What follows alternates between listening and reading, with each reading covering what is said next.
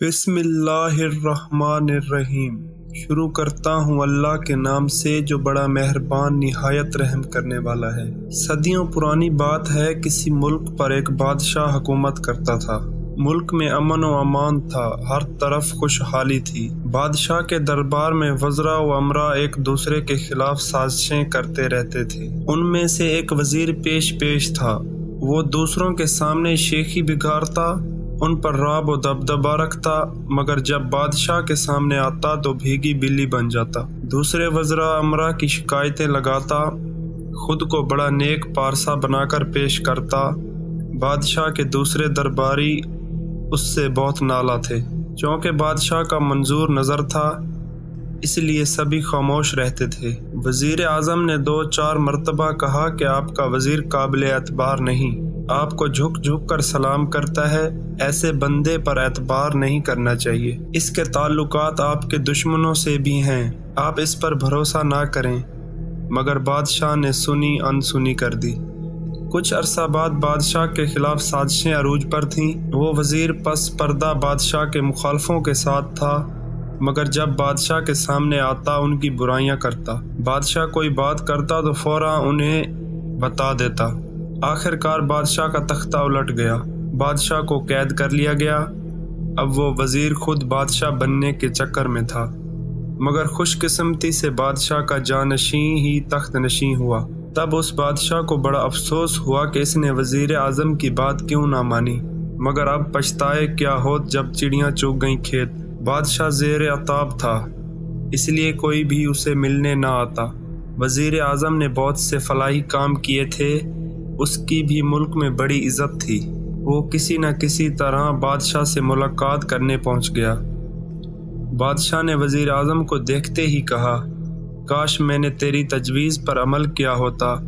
وہ شخص دربان رکھنے کے قابل نہ تھا، میں نے اس کی خوش آمد سے متاثر ہو کر اسے وزیر بنایا۔ بادشاہ سلامت، آپ نے شیخ سعدی کا یہ شعر ضرور سنا ہوگا، جس کا ترجمہ یوں ہے کہ سعدی شیراز میں رہنے والے بدذات کو سبق نہ دے، اسے کامل نہ بنا، کیونکہ جب وہ کامل ہو جائے گا وہ اپنے استاد کا ہی دشمن بن جائے گا۔ اگر آپ نے خاندانی آدمی پر احسان کیا ہوتا تو آپ کی عزت کرتا، کمی آپ کا دشمن ہو جائے گا جیسا کہ وزیر ہوا ہے۔ ہاں اے وزیر، میں نے بھی حضرت علی کا قول سنا تھا، جس پر احسان کرو اس کے شر سے بچو۔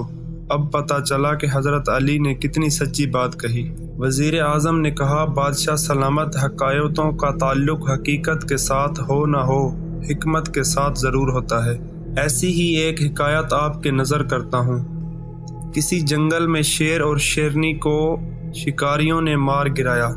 ان کے ننھے منھے بچوں کو ہرنوں کے جوڑے نے دودھ پلا کر جوان کیا۔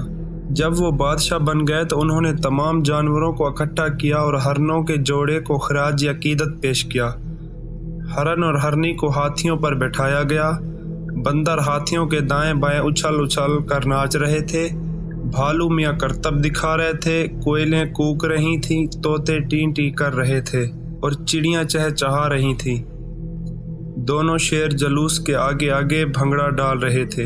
آسمان سے عقاب نے یہ عجیب و غریب منظر دیکھا، پھر غوطہ لگا کر نیچے آیا اور ہرنوں کے جوڑے سے پوچھا، یہ ماجرا کیا ہے؟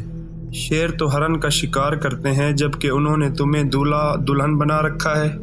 ہرنوں کے جوڑے نے ہنستے ہوئے تمام کہانی سنائی اور کہا، تم بھی کسی پر احسان کر کے دیکھو، تمہیں بھی اندازہ ہو جائے گا اس کا نتیجہ کیا نکلتا ہے۔ کہانی سن کر عقاب نے اپنی راہ لی۔ ندیاں نالے عبور کرتے ہوئے اس نے دیکھا کہ ایک چوہا پانی میں غوطے کھا رہا تھا، قریب تھا کہ ڈوب جاتا۔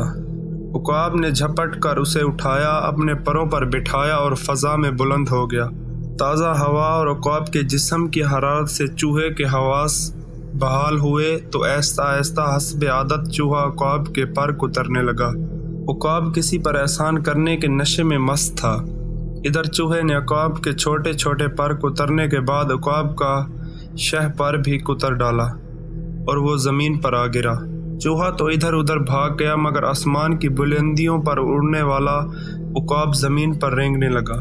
اس کے پروں سے خون نکلنے لگا، چونٹیاں اس پر چڑھ دوڑیں۔ चूंटियां उस पर चढ़ दौड़ी, जख्मों पर मक्खियां भनभनाने लगी। एक आदमी की नज़र उकाब पर पड़ी तो उसने आगे बढ़कर चींटियों और मक्खियों को भगाया और उकाब को गोश्त के चंद टुकड़े खिलाए और इसकी हालत का सबब पूछा। उकाब ने पूरी कहानी सुनाई और कहा, मुझे हरनों के जोड़े ने मरवाया है। आदमी हंसा और कहा, कसूर हरनों के जोड़े का नहीं, तुम्हारा अपना है। असल बात तुम्हारी समझ में नहीं आई।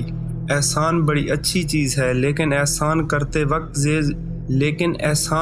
वक्त ये ज़रूर देख और समझ लेना चाहिए कि तुम ये एहसान किस पर कर रहे हो। हरनों ने शेर के बच्चों पर एहसान किया, उन्होंने इनकी इज्जत की और तुमने अपना एहसान एक चूहे पर बर्बाद कर दिया। हकायत सुनकर बादशाह ने कहा, यह हकायत हकीकत के करीब है। वाकई मुझसे गलती हुई, मैंने भी एक बदजात पर एहसान किया। कुछ अरसा बाद वो दोबारा बादशाह बन गया। अब वो वज़ीर एक झोंपड़े में बैठा सोचता रहा, काश मैंने बादशाह से वफा की होती, शर पसंदों और मुल्क दुश्मन अनासर का साथ ना दिया होता तो मैं आज भी वज़ीर होता और इज़्ज़त कमा रहा होता। प्यारे दोस्तों, साजिशी अनासर वक्ती तौर पर कामयाब हो सकते हैं, मगर सच का बोलबाला है।